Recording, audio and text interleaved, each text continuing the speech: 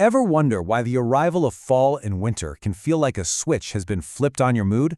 Well, today we're going to shine a light on that powerful connection between sunlight and our well-being and discover a surprisingly simple solution that science really stands behind. So let's start with a feeling I think a lot of us know all too well. That sluggishness that just creeps in as the days get shorter. It's that sense that your energy has been drained, leaving you feeling, a bit down. We call it the winter blues. But what if it's more than just a passing funk? This is where we need to draw a really clear line. The winter blues, they're usually mild and they don't stick around for long.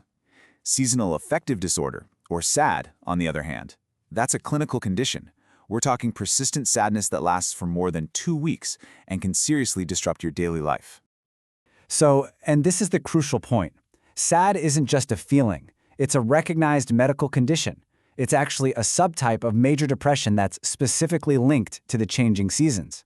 For people who have it, it tends to begin and end at about the same time every single year. So why? Why does the changing of the seasons have such a profound impact on some of us? To answer that, we've got to look at the fascinating biology of our relationship with sunlight. Let's dive into what's actually happening inside our brains as the days get shorter. First up is your circadian rhythm. Just think of this as your body's internal master clock, and it is incredibly sensitive to light. The reduced sunlight in the fall and winter can totally throw this clock out of sync, and that's a huge factor in why people start to feel depressed. Next up, serotonin. You've probably heard of it, right? It's a key brain chemical, a neurotransmitter that helps regulate your mood. Well, sunlight hitting your eyes actually triggers its release. So it's pretty simple. Less sun can mean less serotonin, and that drop is directly linked to depression. And finally, there's melatonin. This is the hormone that governs your sleep patterns. The change in seasons can mess with your body's balance of melatonin, which then messes with both your sleep and your mood. See how it's all connected? So it's when this powerful trio, your internal clock, your serotonin levels, and your melatonin, gets all out of sync that you start seeing the classic symptoms of SAD. Things like overwhelming fatigue, sleeping way too much, and those really intense cravings for carbs. Okay, so if a lack of light is the problem, could adding that light back actually be the solution? I mean, it's a simple idea, but it's a powerful one that's led to one of the most effective treatments for SAD. And a lot of the really compelling evidence for this solution comes from detailed analysis, like this amazing work from the University of Wisconsin School of Medicine and Public Health. This research helps us understand not just that it works, but how it works. Which brings us to bright light therapy, or BLT. It's a non-drug treatment where you simply sit in front of a special light box every day. You're basically tricking your brain into thinking it's a bright, sunny day, which helps reset that internal clock we were just talking about. And get this, it's so effective that it's not just some alternative option. Clinical consensus guidelines now recommend bright light therapy as a primary, first-line treatment for seasonal affective disorder. That means it's one of the first things doctors suggest. Okay, so let's move to the data. Does this stuff really work? Let's see how the evidence builds the case for its effectiveness, because the numbers, well, they're pretty compelling. The effectiveness is truly remarkable. I mean, look at this. Research has shown that when it's used correctly, bright light therapy provides significant relief for 60 to 90% of people with SAD. That is an incredible success rate for any treatment.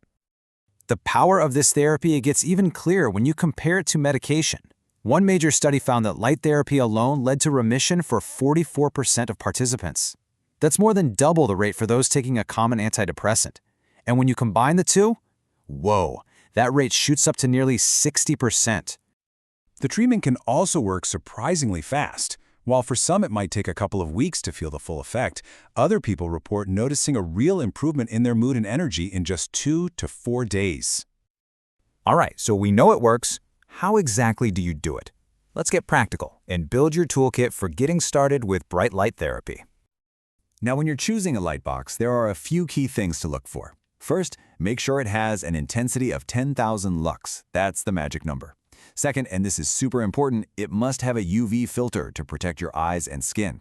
Third, go for a white light. That's the most effective and well-researched. And finally, a larger light surface can help reduce eye strain. And using it correctly is just as important. The evidence points to this simple 4-step routine. You want to use it first thing in the morning for about 30 minutes.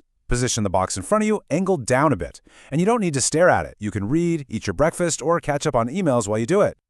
Now you might be wondering, why not just turn on more lamps around the house? Well, your standard household bulbs just aren't nearly strong enough to do the job.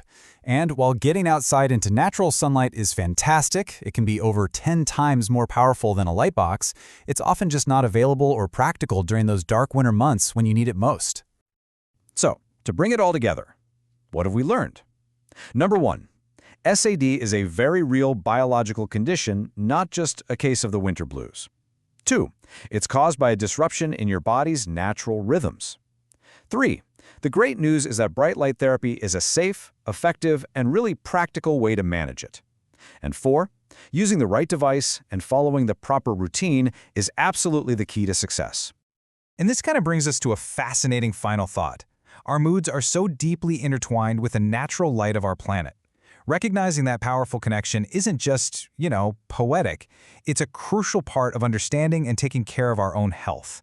In a world that's more and more disconnected from natural cycles, what can we learn from this fundamental truth about our place in the universe?